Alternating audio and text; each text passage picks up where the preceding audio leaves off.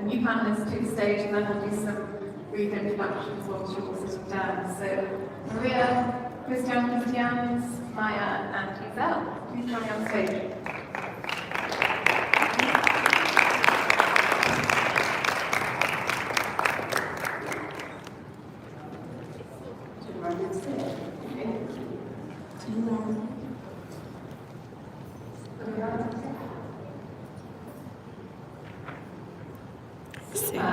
So this is a quick recap. I'm Mike Hughes, Strategy Activation Leader for EY's Global Corporate Responsibility Programme. Thank you for having me, thank you for joining us, and welcome. And we'll be discussing today the myths and legends of startup life, the good, the bad, and the ugly. And I'm really delighted to be joined by a fantastic panel, very humbled to be sitting here with such bright young talent. So we have some familiar faces. We have Maria, who, as we've already heard, has an EdTech platform that is revolutionising online learning for high school students. We have Christian, who co-founded Be My Eyes. Welcome back. We have Christians with an S. Christians wears a couple of hats. He is head of partnerships and sales at Boybox, but also has a startup called Lankman's Bags. I hope I pronounced that correctly, which does waterproof garment bags. He's also been recognised in Latvia as in the 30 under 30 category by Forbes, and I think he's actually significantly younger than 30, so congratulations and welcome. We then have Isel. So Isel is the founder and creative director of a designer furniture company called Stana Turkey. Welcome. And finally, last but not least, we have Maya. So Maya is a mental fitness expert, and she co-founded REMPAT, which revolutionises mental fitness and offers innovative solutions around learning, thinking, just to enhance overall performance at work. So I'm going to kick off with some kind of general questions around your careers to date and the role that the JA programme has played within that, and then move on to some more specific questions around your personal careers. But such an exciting panel, diversity in background and industries, so I'm sure it's going to be a really rich discussion. So, Christian, if we can start with you, we'd really love to hear around what's been your most kind of goosebumps journey in your career? So that point in your career that's been super exciting, you can't quite believe it's happening. Can you share with the audience a little bit about that? Oh, good one. I want to go full circle back to you and say Yes, I know I did it. that those I competed against became those who supported me and challenged me. And I've been doing this for, I think, almost 15, 17, 20 years old. And it's still my best friends and my closest allies and the best of my best challenge me. And so like there was a moment of realization looking back saying, wow, we made it together. And to answer something about Be My Eyes, when we grew to the size of New York City, it was quite a hard moment of thinking, oh, well, this business is kind of taking off. The community is taking off.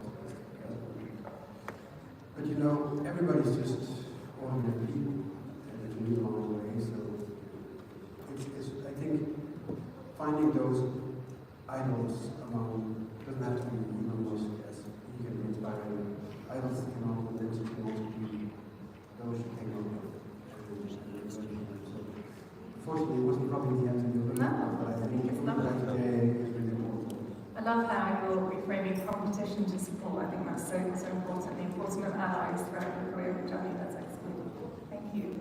So Isel, moving to you, if you could share a little bit around the kind of biggest learning that you've had throughout your journey, that would be great.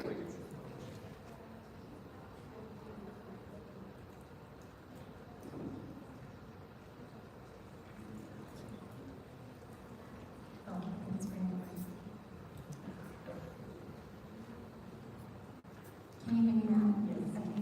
So, I'm Isel. We met a couple of times now for today. I'm co-founder of Stana Turkey. We are a design furniture brand, especially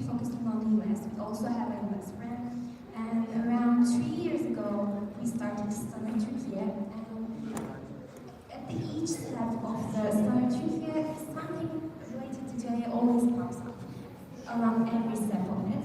The biggest take that I take regarding the experience was there is a big misconception regarding entrepreneurship, because when we think about entrepreneurship, we immediately think about something related to technology, something related to an app, or you have to invent something new. But in fact, it does not relate to that. It can be at a firm, it can be related to your family. You can indeed start a new business, but it comes down to a day-to-day life, the way of living. Entrepreneurship is not always about technology or an application or an invention coming to life, but it's a way of living and a set of values that you have created and implemented yourself within. So it's important to know that you don't have to come up with a new idea, because I myself in a furniture business, if you think of it that way, and 3 years ago when we started this, we had almost zero idea about what's furniture,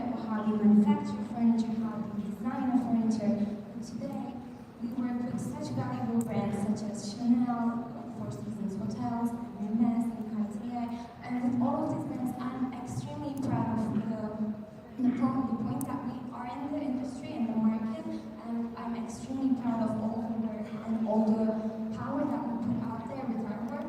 So it's important to keep in mind that you don't have to invent something new. You don't have to be in the tech, and also you don't have to start until you are ready, because the time never comes. You will never ever be ready. If you just tell me 3 years ago that you're going to design or have manufactured the whole furniture of the Cannes Film Festival events for Chanel, I wouldn't have the knowledge to do so. I didn't have it back then, but I just go dive into it, and I learn along the way. So it's really important that you don't have to design your business cards like find the exact logo, find the exact slogan, or stuck with the color palette, because you can always reprint. But it's important to put yourself out there as soon as possible. You do not have to know everything, and just starting from some point, because you learn along the way. I learned along the way. I think many of us did. So it's important to just go there, start, and really focus on a point that you do not see anything, or you do not hear the voice that makes your head. I think that's wonderful and so inspiring, I think, for the audience today. Just jump in, take risks, and learn from it. I think that's excellent advice. So Christian, coming to you next, if I may. So can you share a little bit around what your biggest challenge has been and how you overcome that? Hey everybody. So I can talk about this for like 1 hour or something, because Okay, we're off the yeah.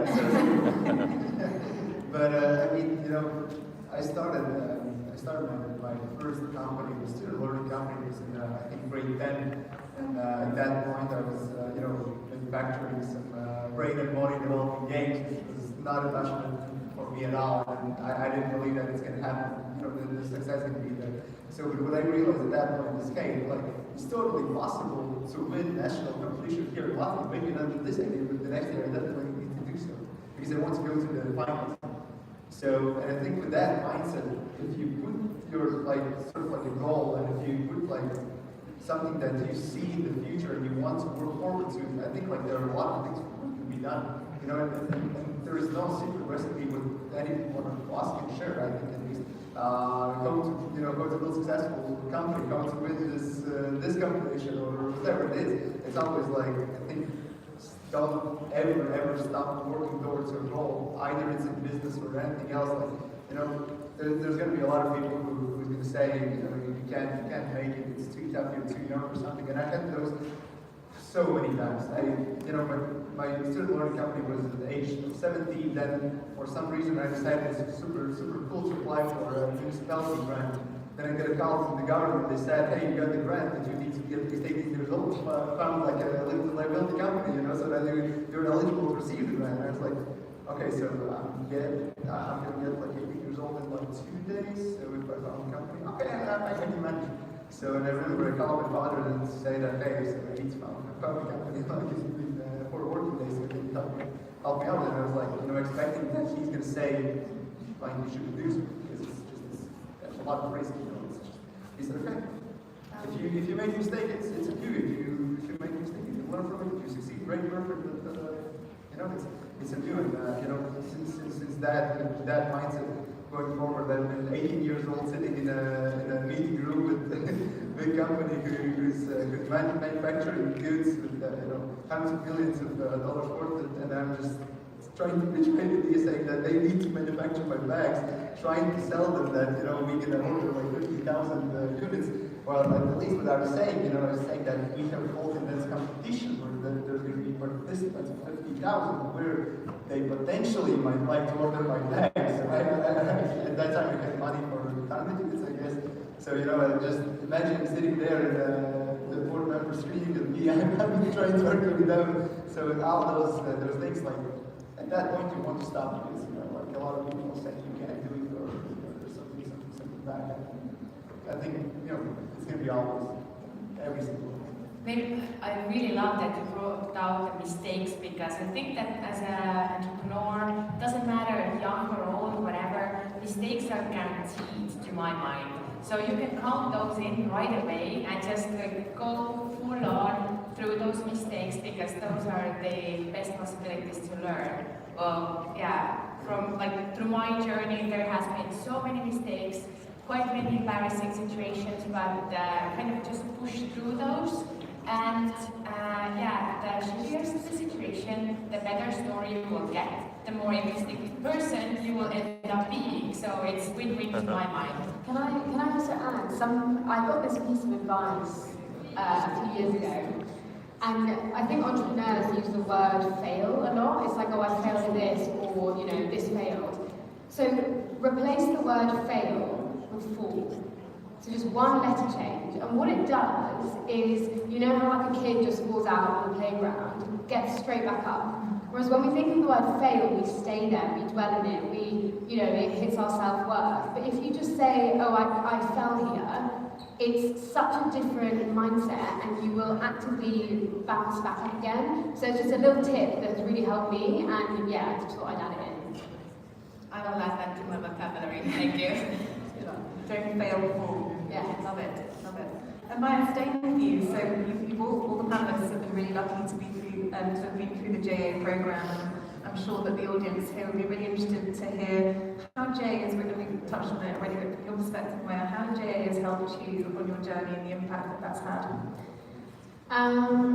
Yes. I mean, like everyone has said, it's an incredible program and you are always learning. I often find it's hindsight, like it's only now that I realise, oh, I did that in JA, or maybe that's where you learn it. If I'm honest, and I'll be honest, my JA experience was actually really difficult. I had conflict in my team, there were issues with the product. It was a really stressful experience as well. And at that point, as an entrepreneur, I wasn't the best. But I love that. I love that for myself, because I think it taught me that I didn't know everything, and that you are going to have conflict, and that it can be really difficult. And it's just allowed me to continue growing. And now when I have stressful situations, because you always will, I always go back to that time. And I just think, how did I react then? But the fun thing is, I don't react the same way I did. So it's really shown me that growth. One thing as well I would also say, it's the people.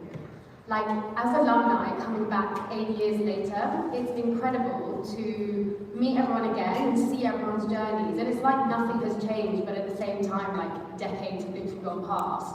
And so, when we get to go to the conferences every year, you get to meet people. When everyone from around the world comes to the UK, they're literally staying in my house. They are some of my best friends. So I think, this opportunity, being where you are today, meet people. Everyone's perspectives, it's so different, it's so valuable. And the other thing JA really did for me, in the UK, this isn't the same with everywhere, but in the UK, I didn't really see anyone that looked like me who was an entrepreneur. So I didn't pass these walls of the UK, that was it. So in JA, it showed me that actually anyone can do it. You've just got to, find your zone of genius and go for it, and see that vision. So yes, I literally owe everything to it. Abigail, may I just add to it that the success doesn't come overnight. And it sure as hell didn't do with my JA company. first trade fair, there was 180 companies we were competing with. We were number 163, and there were 11 companies that didn't show. Like, we were bad, we were real bad. But it was, to your point, Maya, I think in hindsight it's so clear that we learned a lot. Like, it's putting theory into practice, and it's aligning expectations. Should we do this? Yes? All right, let's do it. If not, then let's not waste each other's time and just doing nothing. I think it was just, and I think it was the realization that the career doesn't start when you're 35 and fully based off university. Maria, do you have something to add? Yes, well, it's interesting to hear that you guys are talking about company experiences, because when I'm thinking about my JA experience, I've kind of forgotten the fact that, oh yeah, I did a student company as well, because I would say the biggest experience was exactly the alumni experience. Organizing different events, meeting like-minded people, organizing cool events for those people who I really like and like to kind of work with, and gaining this entrepreneurial experience from there, and the network. I was just discussing with somebody over here as well that now that I've started my own startup, this network that I gained through just organizing events, inviting those investors and pitch coaches to train at the events, gave me such a great network and platform to start building my own company. So once I started Edumus and saying that, oh guys, I started an edtech startup, absolutely nobody was surprised. And one funny aspect was that when I had already raised my first round, then somebody asked like, oh, who was the lead investor? Who did the due diligence? And I'm like, due diligence? Turned out that, like, yeah, well, I hadn't learned the word because nobody did it, because everybody already knew what I was doing in the field of education. So, like, yeah, they just gave me money because they knew that we are doing the right thing, and probably already in a quite right way as well. So that was a fun learning experience already way past we had raised our first round. That's wonderful. I wish we could get away without doing due diligence at EY. Sadly not. So Maria, sticking with you, so we've touched on the JA program. What we haven't touched on really is the role of mentors and how kind of important mentors can be as part of your journey. So can you share a little more around that? Yeah, well, I would say that I had not knowingly involved mentors in my journey up until quite recently. But I was just before thinking as well that those people who I invited to those JA Alumni events, for example, I kind of considered them my secret mentors. They didn't know that they're mentoring me, but I always thought that I would like to have something new, something to kind of show off or share that I have done towards my goals. And thus I was with their little help holding myself accountable also on this journey. So yeah, secret mentors, I can recommend that. Anyone would like to add anything to that? The importance of mentors? I don't think it has to be as, and I think to your point, it doesn't have to be as formal as, you are now my mentor, I'm your mentee. Like, I think my mentor for the majority of my career has been my father. And because I've bounced everything off him and asked him, and not always agreeing, but that has definitely shaped me. And then back to the point of having them in your friends and peers and close ones, but also curiously networking. One of EY's board members and a very, very important role in my last decade. We were setting the board of EY's early days, and I met him at an event, and it was a rainy day. He was wearing a sweater, wet hair. I had no idea who he was, and he said, "I'd love to join the board." Oh well, I was kind of told to be a little careful and it should be high names and important people. And he was like, "Let's go grab a beer." And I realized this guy was just, had just recently taken the company IPO. It was his third exit, and he would be willing to open me and let me into his world and teach me. This is just identify. And had I been a stubborn idiot, I would have never there's so many things looking back that I'm forever grateful for him doing and introducing. But you have to be curious and you have to be open-minded to it. I'd also add, you can learn something from everyone. Like, as soon as you think you know it all, take a step back. Because even like today, I have learned so much from watching, you know, university students or people way younger than me. And I think it's really important that, yes, you have your closer mentors that, you know, you maybe have a more one-to-one relationship with, and even those, don't pick a mentor because they agree with you on everything. If anything, that's when you maybe should pick them, right? But really understand that if you open your mind and eyes to, you know, even just learning something today on a panel or from a conversation you have with a friend or a stranger, just always be open to learning, because then you can have that mindset and attitude of mentorship all the time. And I think that's super, super valuable. So that's one thing I'd say, just make sure you always remember you can learn something from anyone. Anyone. Love that. Yes, and I would also like to add, back then in the year that we were competing with the Company of the Year competition, it was called this back then, we did not have mentors for the period of time, so we had to take full initiative, full responsibility as a team of 15-year-olds, by the way, I'm talking about 15-year-olds, and we were just like taking full initiative, deciding everything on our own, and we learned that it's almost impossible to fail a business overnight, or like over one single bad decision. So at the end of the day, it's not really that important if you just make one bad decision or one bad meeting, or you just miss an opportunity, because it always comes back to you. It doesn't matter. We've been in the business for 2 years now, and I can confidently say that it's almost impossible to fail your all efforts, all business overnight. Lovely statement. Or make mistakes, learn from them, try not to do that same mistake again. Yeah, once is okay, twice is not. Yeah. Yeah. And it's also, your business is in both Turkey and in the US, as I understand it. So can you share a little bit more around the kind of your experience of cultural differences with working in those two markets, and also why you chose to expand into the US as well? Of course. So we have a company in Turkey and also in the US. It's called ethnic living, by the way. If you like to see the pieces and like how the furniture is, you have to search for the ethnic living, because I had some people come over to me, we couldn't find pieces with the standard Turkey because you're looking to the wrong website. You have to look for the ethnic living. So for the US, I can say that the significant difference in the US is the understanding of the brand.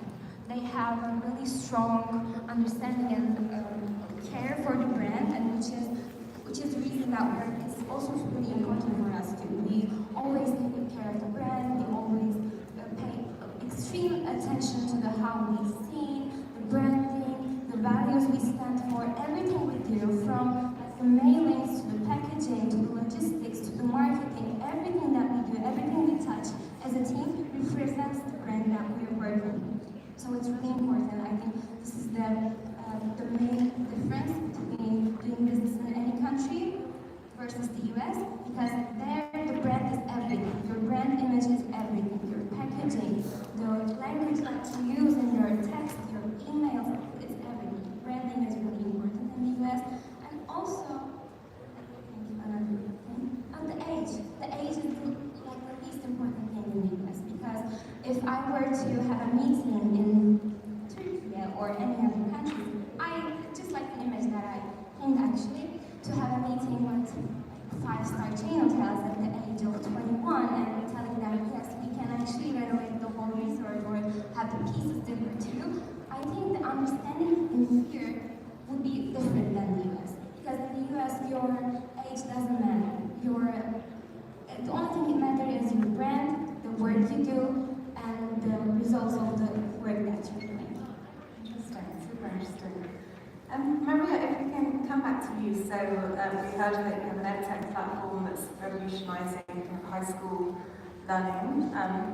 And I know it's something that we grapple with at EY, because as Jill touched on in the first session, we have it's called EY STEM app that's kind of digital learning around STEM for girls. But what we struggle with is if those girls have spent the whole day in school, how do we then motivate them or incentivize them to come onto our app in their spare time? So can you talk a little bit around that? How do you manage that and overcome it? Well, I try not to, because I want to be part of the education system. And I can say that in Estonia, this is already the case.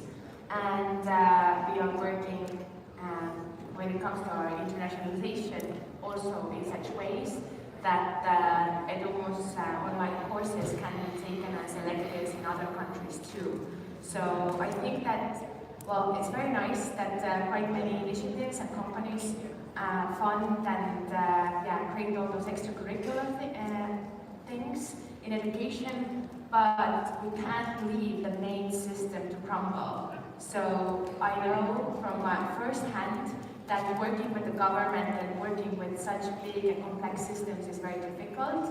But I would invite both you guys and many other companies in the edtech field to try to work together with the schools, with the governments, with the local governments, to understand what are their problems and how can the solutions that we're creating help them within this existing education system where basically 100% of young people will go through. Because otherwise, the target market can be to single-digit percent of the youth who will be able to afford, who will have the free time to find your app and actually use it.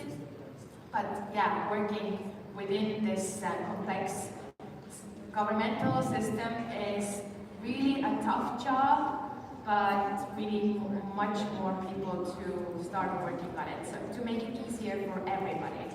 So yeah, we'll try to take on the toughest challenges. It will be difficult, but it will be very rewarding as well. Wonderful, in the end. Yeah, wonderful, thank you. And Maya, coming back to you, so I know it's certainly a hot topic at EY, and I'm sure other big kind of private sector organisations too, but how can we, what role can we play, and how can we raise awareness around the importance of mental fitness in big corporations? Yes, big question. One thing I actually do want to make a bit of distinction is we talk about mental health a lot, but mental health is something that everyone has, right? If you've got a mind, you've got a mental health because it's a state of being. Mental fitness, on the other hand, is when you are actively training your mind, so you prevent things like burnout or overworking or stress. It's when you understand how your mind works and how it connects to your body as well. And think of it like physical fitness, right? Like, you're only physically fit if you are going to the gym, or you're going for a walk, or maybe doing some yoga. So what I'm finding is that in the corporate space, and even within individuals, there is this more proactive approach to being like, what can we actually do to help ourselves? It's difficult, I'm not going to lie, because obviously every company has culture as well, and for a long time it has just simply been a tick box exercise. And I have been in rooms where, you know, the CEO has literally been like to me, sorry, but I don't think mental fitness has anything to do with performance. And I sit there and I'm like, how? How can we say that? You know, these people spend 8 hours or more in these rooms at work, and you're telling me that the way they think, feel and perform has nothing to do with work performance. And so it has been really frustrating. But then similar to Maria, to be fair, I was like, I can either be completely beaten down by this or take on this challenge. And I think something about JA I love and have definitely developed here is thinking big. Like, why not? Even if we don't achieve it, let's make that vision, make that goal, and just do our best to go there. And we were talking before about making systematic change. You don't have to. I'm not saying everyone needs to do that.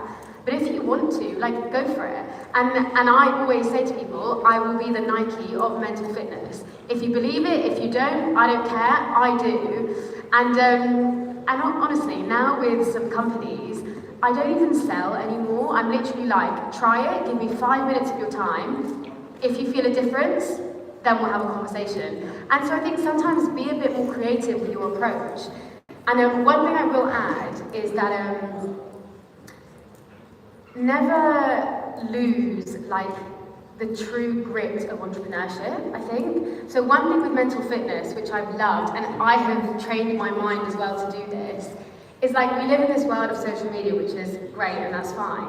But also like don't forget to like get on the ground and make it happen, you know? Like I go into some of these clients and like companies 7, 10 times and be like, you need to work with us. Because mental fitness is not a nice to have now, it is a must have. And if you don't see that, it's not my problem anymore. So I love kind of like disrupting this arena a little bit.